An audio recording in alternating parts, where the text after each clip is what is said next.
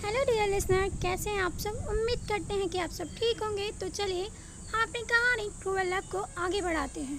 अब तक आपने सुना राजकुमारी लारा उस आवाज़ को पकड़ने की कोशिश करने लगी और उनके आंखें कलिंग के राजकुमार एकांश पर जा रुकी। वो सीटी लगातार बज रही थी। उस सीटी की धुन सुन राजकुमारी लारा कहीं खो सी गई।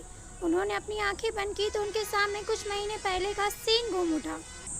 3 महीने पहले एक लड़की ने कहा, मत जाइए ना, आखिर महल में सब कुछ है। आपको बाहर क्यों जाना है?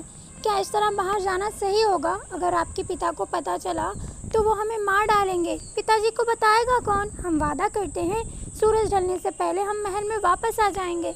हम देखना है कि इस महल के बाहर के लोग कैसे रहते हैं, इस महल के बाहर की दुनिया कैसी है। 18 साल से हमने कभी भी महल के बाहर कदम नहीं रखा। अब हमें देखना है कि महल कैसा है। ये कहते वक्त उसने एक दासी के कपड़े पहने और चुपके चुपके महल के पीछे के दरवाजे से बाहर निकल गई। राजकुमारी लारा के साथ जो लड़की थी उसने डरते हुए कहा, लारा, अगर हम पकड़े गए तो सीधे सजाए मौत होगी। लारा ने कहा, कुछ नहीं होगा। आप इतना डरेंगे तो जिसको शक नहीं होना होगा वो भी हम पर शक करेगा, समझे आप। चलिए।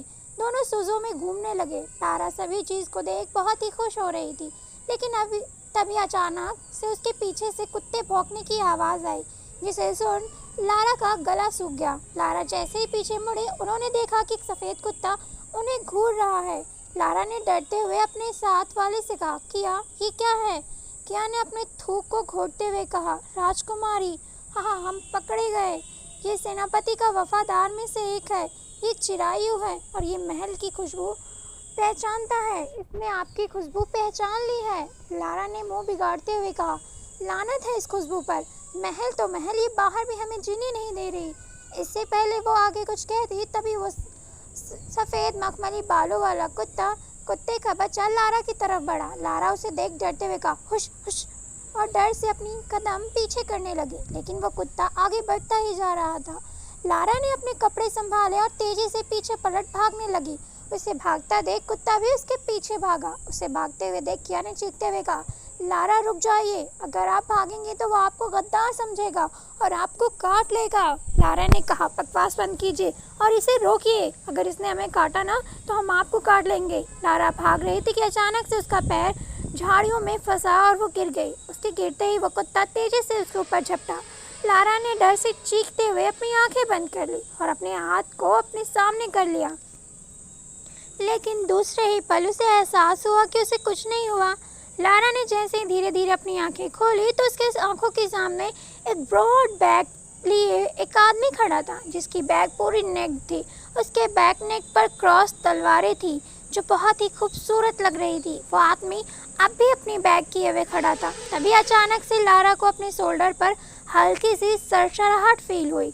लारा ने जैसे अपनी आंखों की पुतलियों को घुमाया तो उसने देखा कि उसके शोल्डर पर हरे कलर का सांप उसके गले के पास से उसके हाथों पर चल रहा था। उसे देख लारा की तो सांसें सूख गई। लारा ने तेजी से चीखा, आ! और उसकी चीख से उस सांप ने डर से उसे काट लिया, जिससे उसकी चीख निकल गई। उसकी चीख सुन जैसे वो आदमी पलटा, तब तक लारा अपने होश खोने लगी थी। लारा ने बस उसकी आंखें देखी थी और वो बेहोश हो गई। कुछ देर बाद लारा की आंखें बहुत ही भारी थी। उसकी भारी भारी पलकें जैसे ही हल्का सा उठी, उसकी आंखों के सामने ढेर सारे चमगादड़ उड़ रहे थे, जिसे देख लारा ने अपनी आंखें बीच ली। तभी उसे किसी चीज़ की आहट अपने कानों में सुनाई दी। उसे जैसे ही आहट हुई वो उठ के बैठ गई और अपनी आंखों को खोला तो उसके सामने वही आदमी की बैग थी जिसने उसे कुत्ते से बचाया था। उसे वो सब याद आ गया, सांप का उसके ऊपर चलना, उसे काटना, सब कुछ। वो खड़ी हुई और कहा, कौन है आप? लारा का इतना कहना था कि वो आदमी पलट गया। उसके पलटते ही दोनों एक दूसरे को देखने लगे। दोनों के फेस पर नकाब थे। उन दोनों की बस आंखें ही दिखाई दे रही थी। लारा की आंखें गुलाब की तरह गुलाबी थी और उस आदमी की आंखें हद से ज़्यादा गहरी थी। इस वक्त दोनों एक झोपड़ी के अंदर थे जो जंगल के बीच में थी। तभी लारा ने कहा, तलवार आदमी, आपने हमें उस कुत्ते से बचाया, उसके लिए शुक्रिया, लेकिन आपने हमें उस हरे जीव से कैसे बचाया जो हमारे ऊपर सर चल रहा था? तभी उस आदमी ने कहा, हरा जीव? तुम पागल वागल हो क्या? हरा जीव क्या होता है? उसे सांप कहते हैं, सांप। उस लड़की ने कहा, हाँ, सांप। ये क्या होता है? उस लड़की ने कहा। सांप, ये क्या होता है? उस आदमी ने जैसे ही सुना वो एक झटके में उस लड़की के करीब गया और उसे बाजुओं को पकड़ते हुए कहा, क्या बहकी बहकी बातें कर रही हो लारा? क्या बहकी बहकी बातें कर रही हो? लारा अपनी आंखें छोटी कर उस आदमी की हाथों को देख रही थी जो उसके बाजुओं को पकड़े हुए था। लारा ने झटकते हुए कहा, आपकी हिम्मत कैसे हुई हमें हाथ लगाने की? एक पराये मर्द को होकर आपने हमें छुआ कैसे? लारा का इतना कहना था कि वह आदमी अपनी गहरी नीली आंखों से लारा को देखते हुए कहा, क्या कहा आपने? मैंने आपको छुआ कैसे? अगर मैंने आपको नहीं छुआ होता तो अब तक आप ऊपर नर्क में आग के लपटों में झुलस रही होती। लारा ने जैसे सुना उसने अपनी आंखें छोटी कर उस आदमी को देखते हुए कहा, आपकी हिम्मत कैसे हुई हमसे इस लहजे में बात करने की? आप जानते नहीं हम कौन हैं? लारा ने जैसे ही कहा उस आदमी ने लारा के बाजुओं को एक बार फिर पकड़ा और लारा को एकदम से अपने करीब कर लिया। इस वक्त दोनों की सांसें एक दूसरे से टकरा एक दूसरे में घुल रही थी। लारा की धड़कनें तेज हो गई, उसका दिल तेजी से धक धक हो रहा था। उस आदमी ने लारा की आंखों में देखते हुए कहा, इतने तेवर दिखा किसे रही हो जिसने तुम्हारी जान बचाई और ऐसे बात कर रही हो जैसे कहीं की राजकुमारी हो? लारा ने अपने आप को उस आदमी से छुड़ाने की कोशिश करते हुए कहा, हाँ तो राजकुमारी हैं हम और आप हमसे हमारे ही क्षेत्र में बदतमीजी कर रहे हैं। और क्या कहा आपने? जान बचाई है? हम मानते हैं आपने हमारी जान बचाई है, लेकिन इसका मतलब ये नहीं कि आप अपनी मर्यादा भूल जाएंगे, अपनी हदें भूल जाएंगे जनाब। लारा ने जैसे ही कहा उस आदमी ने उसे छोड़ दिया और उसे देख मजाक उड़ाते हुए कहा, राजकुमारी? और आप अपना हुलिया तो देखो, कहीं से तुम राजकुमारी लग रही हो। उस आदमी ने जैसे ही कहा लारा सोचते हुए अपने आप को देखने लगी।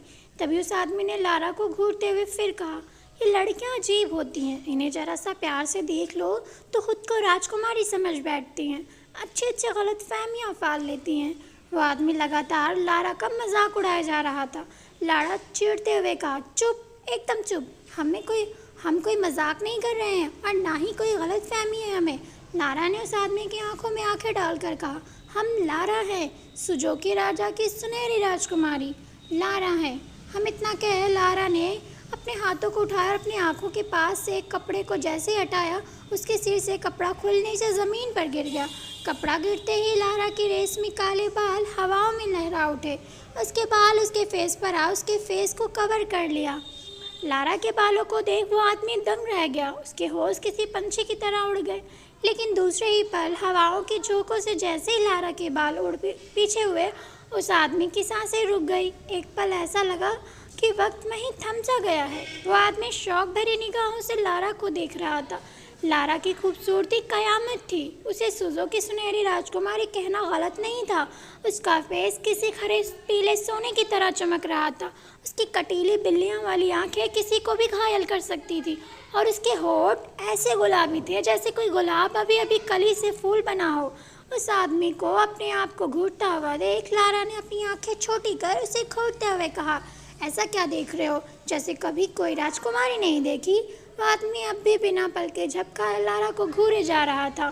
तभी उसे किसी के आने की आहट हुई। आहट सुनते उसने लारा के हाथों को पकड़ा और उसे अपनी तरफ खींचा और झोपड़ी के पीछे के दरवाजे से बाहर जा खड़ा हो गया। इससे पहले लारा कोई आवाज़ करती उसने लारा के मुंह पर अपना हाथ रख दिया।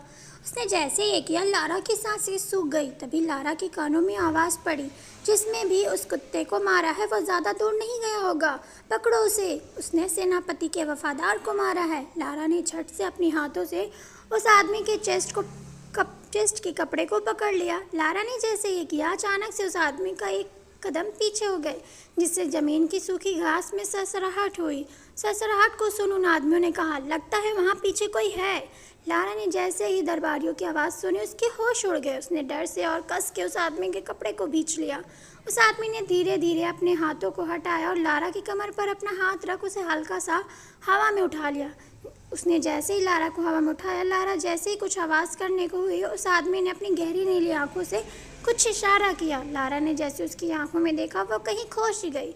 उसकी आंखों में जैसे ही जादू था। उसकी आंखों में एक सुकून सा था। उस आदमी ने अपने पैरों से एक सांप को उठा लिया। ऐसा करने से उस सांप ने उस आदमी को बाइट कर लिया था, लेकिन उस आदमी ने उफ तक नहीं किया। उस आदमी ने उस सांप को तेज़ी से उन आदमियों की तरफ झटका उन आदमियों की नज़र जैसे सांप पर गई, उन्होंने गहरी सांस लेते हुए कहा, ओह।